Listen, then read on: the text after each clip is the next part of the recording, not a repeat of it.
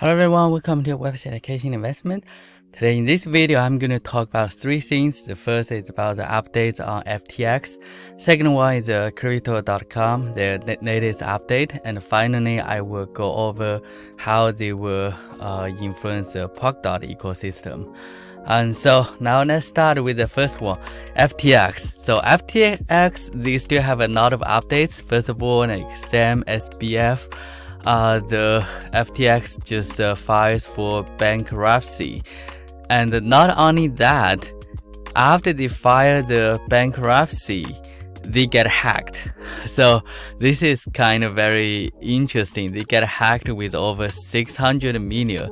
And the FTX said they are coordinating with law enforcement and regulators to migrate this unauthorized access to assets. And the hack is around $600 million. That's a lot of them. And you know what happened? It looks like that's just from inside of the team, and more interestingly, after the hack, the exchange Kraken just identified the possible identity of the account that is associated with the hack. So it looks like the hacker is not quite experienced. The hacker just transferred the fund from the Kraken to the account that for the hacking. So that's how like Kraken can identify the identity.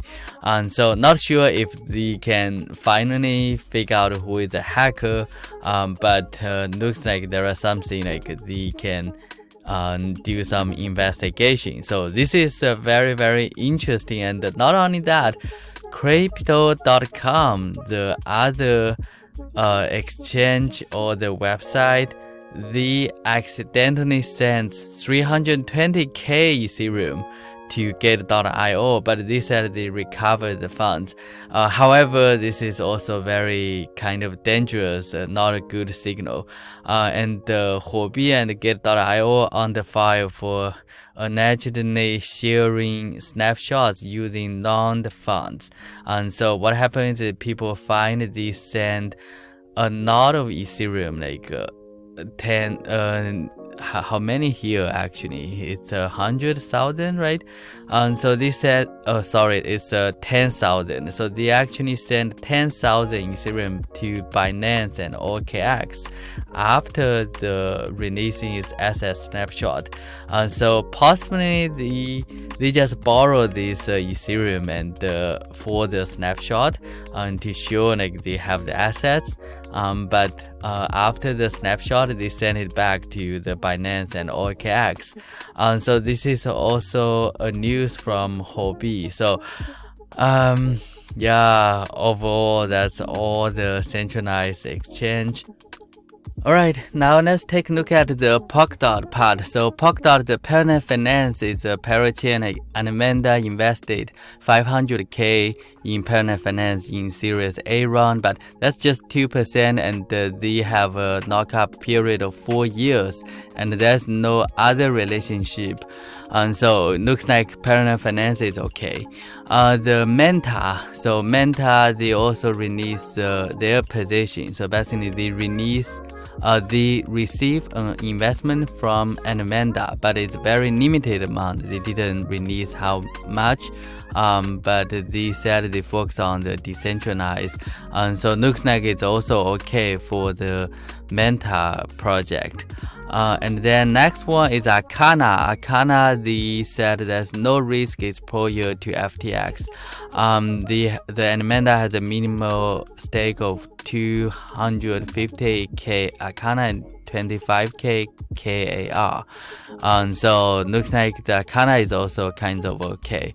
A-Star, they do get the investment from Amanda, but they said like they lend A-Star token to them, and they have the safety contract which raised 22 million at the last round, and the Amanda investment was 400k, and so it's not a huge amount in their last round.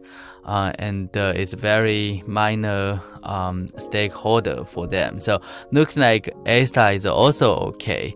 And who else? I think that's pretty much about the Polkadot parachain projects. Not too many get exposed to the FTX collapse. Looks like they are all doing okay, so it's fine. But overall, like the FTX and those crypto.com, they do have a lot of scheduled scenes. So I would keep an eye on that, and hopefully there's no other events after the FTX. But those centralized exchange, they are definitely like a little bit dangerous compared to those DEX, the decentralized exchange. And so I personally just get most of my funds, store that on the wallet, and more importantly is a hardware wallet. So I'm going to introduce more about the like hardware wallet, like the Ledger wallet, how to use them in the future. So I hope all of you are safe, and okay, that's all for today's video. Thanks for watching. Goodbye.